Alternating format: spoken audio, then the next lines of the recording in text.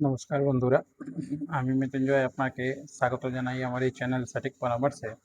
আর আজকে একটা আপনি এই পোস্ট দেখছেন, এটা আমাদের কাছে একটা রিকোয়ারমেন্ট এসছে কি বাড়িতে বসে যদি কোনো প্যাকেজিংয়ের কাজ থাকে তাহলে জানাবেন, আমি করতে চাই।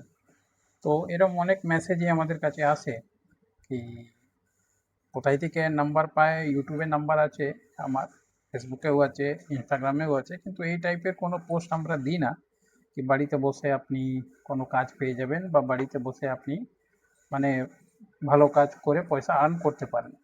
হ্যাঁ, বাড়িতে বসে কাজ করা যায় যদি আপনি পার্সোনালি কিছু ভালো কাজ জানেন বা কিছু সেলফ ওরিয়েন্টেড এরম কাজ জানেন যেখান থেকে আপনি আর্নিং করতে পারেন। কিন্তু ওইটা অনেক বছর কাজ করার পরও স্কিল আসার পরে ওই জিনিসগুলো হয়।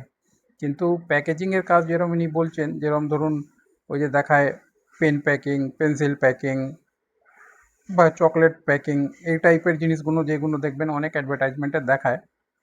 আর মনে হয় সেইখান থেকেই ইনি ইন্সপিরেশনগুলো পেয়েছেন। কিন্তু একটা কথা বলি, এই টাইপের যত জিনিসই হয় 99% আপনি ফ্রডই পাবেন।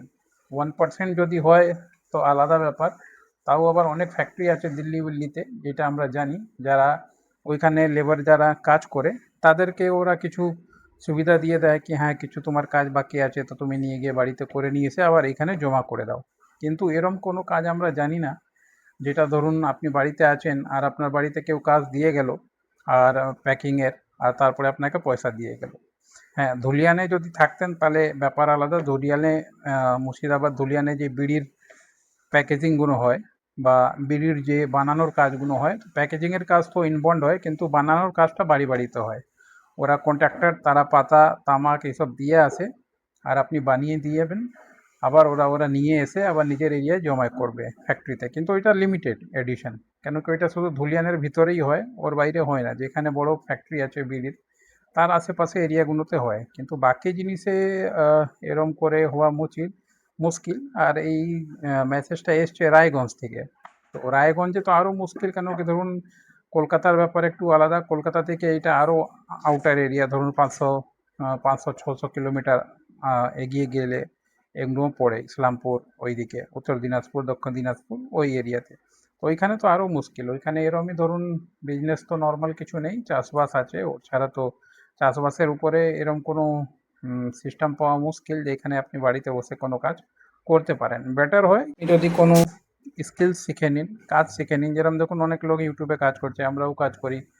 বা মার্কেটিংয়ের কাজ হয়, যেগুলো ডিজিটাল প্রমোশনের কাজ হয়, রেফারেন্সের কাজ হয়, স্টক মার্কেটের কাজ হয়, কিছু কাজ হয় যেখানে কিন্তু অনেক এক্সপিরিয়েন্স লাগে। সেখানে আবার নিজের পয়সাও ইনভেস্টমেন্ট করতে হয়। আবার এটাও হয় কি ইনভেস্টমেন্ট করেও যে রিটার্ন চলে আসবে এরও কোনো গ্যারান্টি হয় না, অনেকবার লসও হয়ে যায়। তো এই জিনিসটা মাথায় রেখেই আপনি কাজ করবেন। আর যদি কেউ আপনাকে বলছে কি আমাকে 2,000-5,000 টাকা দিন, আমি রেজিস্ট্রেশন করিয়ে দেবো, বা 500 টাকা দিন রেজিস্ট্রেশন করিয়ে দেবো, আধার কার্ড পাঠান, প্যান কার্ড পাঠান আর আপনি কাজ পেয়ে যাবেন, তো এটা টোটালি একটা মিথ্যে কথা।